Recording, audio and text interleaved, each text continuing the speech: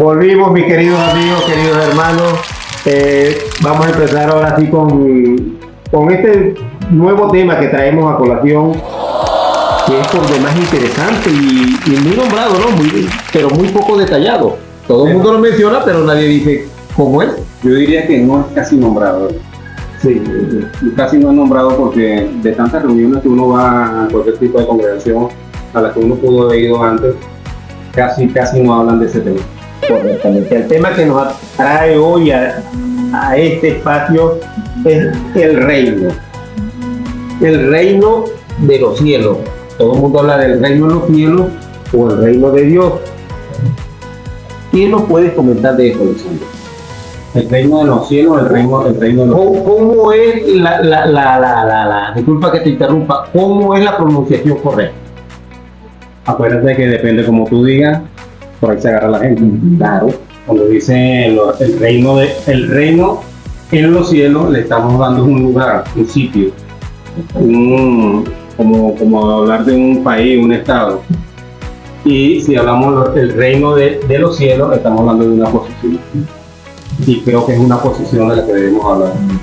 Porque si le decimos a la gente de que el reino de los cielos, pues lo primero que hacen es mirar para arriba. Claro, y siempre hemos dicho que los chinos que están abajo nos miran para abajo. Mira, Mateo 3:2 dice, y diciendo, arrepentidos porque el reino de los cielos se ha acercado. Bueno, vamos a empezar directamente del reino. Es un tema muy importante porque es un mensaje que Jesucristo que trajo, el único mensaje que Jesucristo trajo, el único. Bueno, cuando nosotros hablamos de que es el único mensaje, la gente nos dice, los religiosos nos dicen, no, pero él habló muchas cosas. Inclusive él nunca habló de sanidad. Él sanó mucha gente, él sanó mucha gente, pero él no se dedicó a hablar con los discípulos, no, ustedes hablan de la sanidad, hablan de la prosperidad. Y prosperó cuando alimentó a 5,000 personas en el desierto. Que liberación. Él no habló de liberación. Él no se dedicó a sentarse a hablar como ustedes van como es el tema que ustedes tienen que llevar. Y él se dedicó también a liberar a las personas que estaban en ese tiempo con demonios. Y convocaba a los enfermos y mandaba a los discípulos, vayan y tráiganme los enfermos. No, la gente se los traía. No hacía propaganda de ningún tipo. No, ese nunca. Mira, ese no era su mensaje. Inclusive hay un mensaje de que se habla hoy día. Se habla mucho, además, cuando el predicador o el cura o la persona que va a dirigir alguna enseñanza habla mucho de este tema, que es nacer de nuevo. Y tú buscas en la escritura a Jesucristo y él habló una sola vez, nacer de nuevo, y se lo dijo a una persona a las 2 de la mañana y la persona iba oculta a hablar con él y él le dijo, y eso que él da a nacer de nuevo a las personas. Él hace nacer de nuevo a las personas, pero él no se dedicó a hablar de eso, porque después de Nicodemo, que le dijo esa palabra, él no habló de eso. Él trajo un mensaje, un solo mensaje que él trajo, y ese mensaje es incomprendido, mal enseñado, de paso. Jesucristo fue la persona más mal incomprendida, sí, en su tiempo, en su lugar, y hasta 2000 años después todavía hoy sigue incomprendido. No, pues si no lo comprendieron en aquel tiempo, cada vez mientras más pasa el tiempo menos lo entienden. Claro, entonces es triste y lamentable porque estamos como vivimos en estos días. Si no conocemos a los dos órdenes de las escrituras, resulta que uno de esos órdenes son las que nos lleva a la salvación, y entonces si no tenemos ese conocimiento y estamos siguiendo el otro orden que no nos lleva a nada, oye, estamos el camino es incorrecto. Entonces nosotros, por incomprender a Jesucristo, estamos llevando unos mensajes que Él nos mandó a que predicáramos, y Él mismo lo trajo. Vamos a empezar por lo menos por el principio. Cuando Jesucristo empieza su predicación, y Él va al desierto 40 días y 40 noches a encontrarse consigo mismo. Hay que decirlo así, no con el diablo, con un demonio rojo, cualquier un tridente, consigo mismo, con el Adán que lleva adentro. Eso deberíamos un día explicarlo bien en un programa. Es una clase más avanzada. Oye, cuando él sale, Él no había salido, él no se sabía nada de su ministerio, él no se había dado la tarea. Seguro que se sentaba con los compañeros, con los vecinos y hablaba de la palabra con los familiares, pero él todavía no se había dado la tarea de salir formalmente a la calle a llevar su ministerio. Entonces, cuando él sale del desierto, ¿qué es lo primero que él dice? Nuestro hermano Waldo va a leer el versículo 4:17. Sí, Mateo 4:17 nos dice: desde entonces comenzó Jesús a predicar y a decir: arrepentíos porque el reino de los cielos se ha acercado. Ese texto que nos dice nuestro hermano Mateo dice: y desde entonces comenzó a predicar. Comenzó, o sea, su inicio. O sea, que antes no lo había hecho. Él pasó por el desierto, pasó las pruebas que tenía que pasar, las logró, y pasó la prueba. Cuando llega a la ciudad, que me imagino que después que come y se echa su bañito, entonces él dice: bueno, ahora sí, ya estoy preparado para llevar el mensaje. Y lo primero que él sale de su boca es: arrepentido porque el reino de los cielos se ha acercado. Ya hemos también explicado muchas veces que arrepentido no es ninguna palabra religiosa. Tiene su significado en hebreo, que quiere decir cambie su manera de pensar. No es como dicen por ahí: no, te arrepiéntete. Entonces, si tú cometiste una falta, tienes que ir a una esquina y te arrepientes de lo que hiciste y lloras y entonces no lo vuelvo a hacer. Dice, no, él está diciendo, podríamos decir, cambien de pensar, cambien esa manera que le han enseñado, porque el reino de Dios se ha acercado. Entonces, ese fue el primer mensaje que dio Jesucristo. Pero acuérdate que antes de Jesucristo venía un mensajero y venía a preparar el camino de él. Y estaba hablando antes de Jesús, esperando que llegara el Mesías. Entonces él, cuando predicaba, mientras que bautizaba, entonces él también decía, y eso sale en Mateo 3:1. Ese sí, desde Mateo 3:1. En aquellos días vino Juan el Bautista predicando en el desierto de Judea y diciendo lo mismo que dijo Jesús: arrepentidos porque el reino de los cielos se acercaba. Entonces el mensaje de Juan el Bautista es sobre un reino, y cuando Jesucristo aparece, el mensaje de él es un reino. Bueno, pero eso es cuando ellos están ahí en persona. Pero acuérdate que el Viejo Testamento es sombra de lo que va a ocurrir en el futuro de ellos. Entonces en el Antiguo Testamento también se hablaba sobre cómo iba a venir Jesucristo y para qué iba a venir Jesucristo. Entonces hay un versículo en la Biblia, creo que es Isaías 6:9. Búscalo ahí, 9:6. Ahí sí, un niño es nacido, exacto. Hijo nos es dado, y su principado sobre su hombro. Ese mismo. Entonces le están diciendo a Isaías que viene un niño y su principado, está hablando de un príncipe, y que su reino no tendrá fin, que es para siempre. Entonces nada más a Isaías se le dijo en qué forma iba a llegar Jesucristo.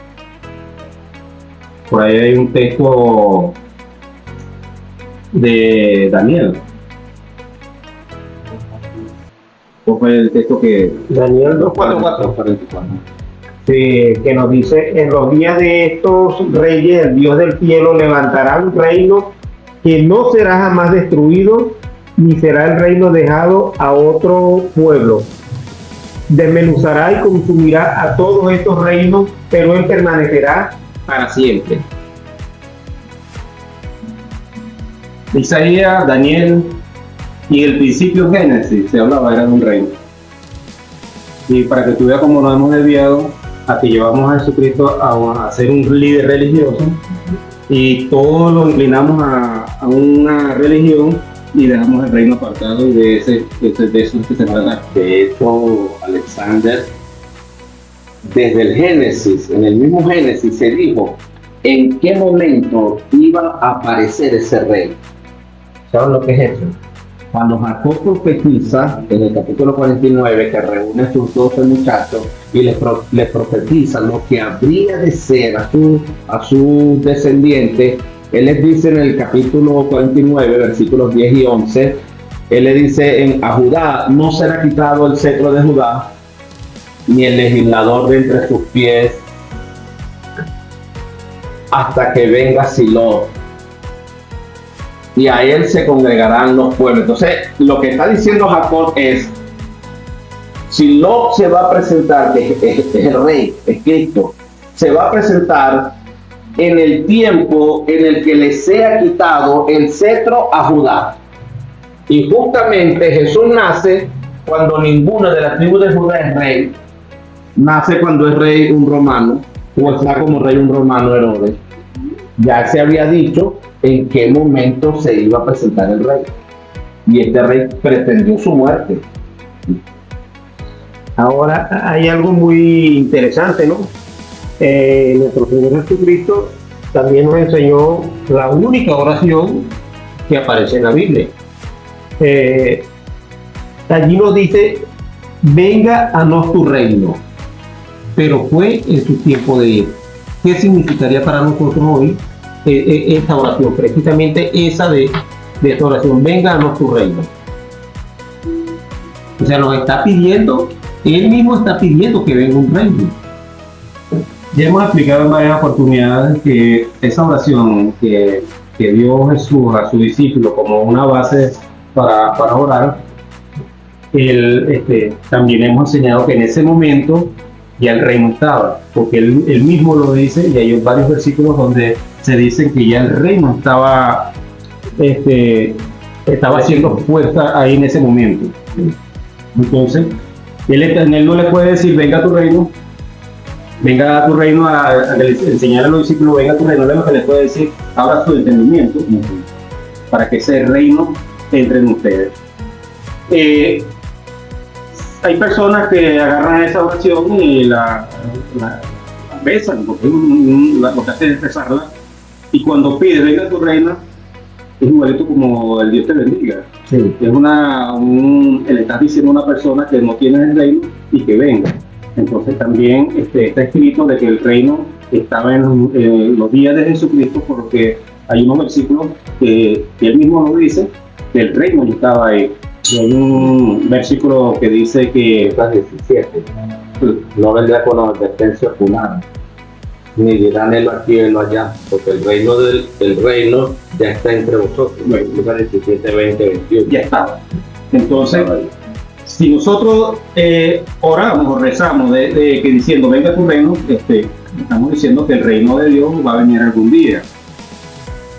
Ya tenemos que decirle a las personas que ya se saque dentro de la mente.